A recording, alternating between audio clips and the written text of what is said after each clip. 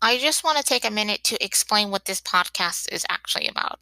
It's about bad science, pseudoscience, and overhyping science, and how overhyping science and scientific research and just different topics in general, not just science, but other things, just overhyping things that don't really need that, or exaggerating different things like meditation or healing crystals or whatever, which I will explain in a different podcast series. Check out my Polytheistic Ramblings podcast. uh, and let's get into the topic. This episode is going to be about overhyping neuroscience. Let's get into that. Neuroscience is indeed overhyped. It's oftentimes exaggerated. People say, well, neuroscientists have said our brain works like this, even though that is not at all what they're saying. And most neuroscientists agree that everyone's brain is different. No two people's brain is different. And there's even kind of a joke in neuroscientists and neuroscience, but it's also kind of true here, that you can't really know how every single person's brain is until you test every single person on the planet, which is horrible. It's just not possible. Uh, you can't know how everybody's brain is until you test every single person's brain on the planet, which is a saying. This is actually a thing an actual neuroscientist said. But yes, neuroscience is overhyped. You hear people saying, oh, you just need to change you need to create new neural pathways and that will change your behavior, even though that is not how that works at all. Behavior is a choice. You can choose to change. I'm not one for believing in free will. I don't believe in free will. I think there's a good argument against free will because we can't choose to have desire. We either desire something or we don't desire it, but we don't choose to desire. So, there's that. But in neuroscience, this stuff is just kind of considered laughable because the field is so new. It's considered a baby field of study because it's only 20 to 30 years old, and its research is extensive, sure, but it's mostly not conclusive. And this stuff shouldn't be implemented into schools and in like businesses because the research is just not there. Yes, things work, but those things were known to work even before neuroscience. And product placement ads love to say, oh, neuroscientists say this or neuro this, like neurolinguistics, which is just bullshit. Neurolinguistics, or like neural programming, but like neurolinguistic programming, that. Like knowing how the brain processes language and trying to create a algorithm based off that is just bullshit. Trying to create a language app out of how the brain processes language is just stupid. There's just like no evidence that that shit works because that's just not how language works. If you actually looked into linguistics, language, it depends on the language. It also depends on the person. So you can't say, oh, this many hours it will take this long to learn a language. And it's like, well, it depends on the person's lifestyle. It does depend on their brain, but it also just depends on their own want and wishes, which they can't choose anyway. It depends on how much time and energy they can actually put into it, let alone want to put into it, but can actually put into it, because things will arise that they have no control over, and giving up a language is fine. But with this whole neuro-linguistic programming of we can just create an algorithm to help you learn a language is stupid. That is not how the brain works. The brain doesn't work like that. It doesn't work like an algorithm that you can just put things into. I know we compare the brain to a computer, but it's not. The brain is flawed, extensively flawed, and people's brains are actually quite flawed. The brain is not perfect. You can create false memories. Your brain can create a whole illusion of reality. Let me get into something a little bit personal.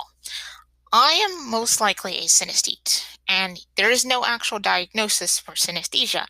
It's barely considered a neurological condition, but it does exist. So for me, the days of the week are in space in my head, but that's not true for everyone. And I know that. That's not true for everyone.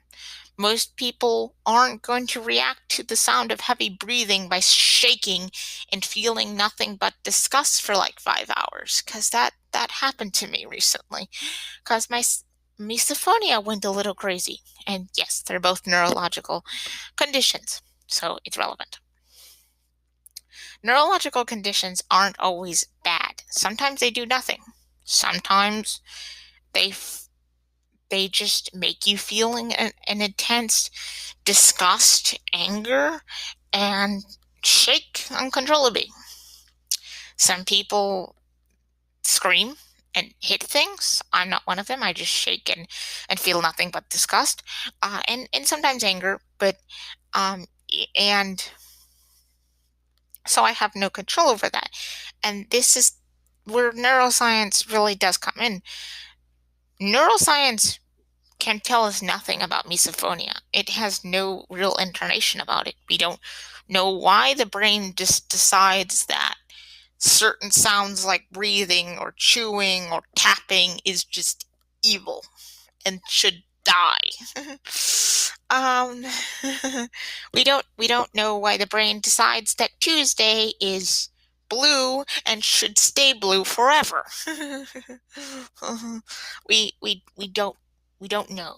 Right? There could be a genetic cause behind it, but it also could just be environmental.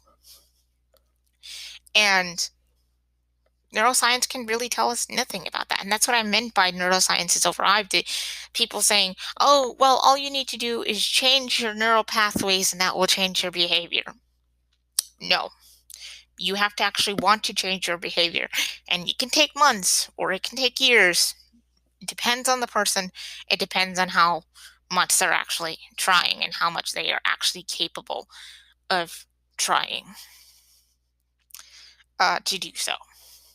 It's not just, oh, the brain takes 5 to 7 years to change. And I will say that, yes, it takes like 5 to 7 years to make like permanent, major changes in the brain, like growing a whole entire new part of your brain, which is a thing the brain can do. Yes, someone grew back 30% of their brain. You can grow, if you lose part of your brain, you can't actually grow part of your brain back, but it will take between 5 to 10 years. And that's what I meant by a major change happening in the brain. Behavior, however, can change within weeks, months, or even in a year or two. Major behavioral changes can happen, but again, that has really little to do with the brain and more to do with effort and outside factors.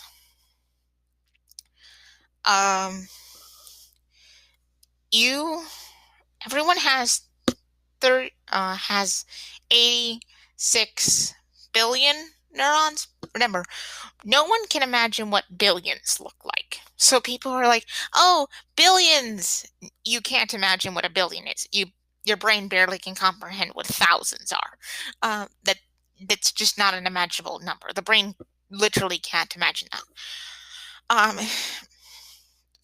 It's just for evolutionary reasons. The brain would have no reason to be able to comprehend. Like physicists, for example, can't comprehend the universe. Not really, because they're human. They can comprehend small things about the universe, but not the. It's impossible to imagine the full scale of the universe. And that's what the media overhypes. It says, well, we can. Neuroscientists have said that you can do this and this will work, and it's like that is not true, and your brain can absolutely lie to you over and over again. And at any time, you can develop misophonia, you could develop synesthesia, you could develop aphantasia slash aphantasia, depending on how you want to pronounce that.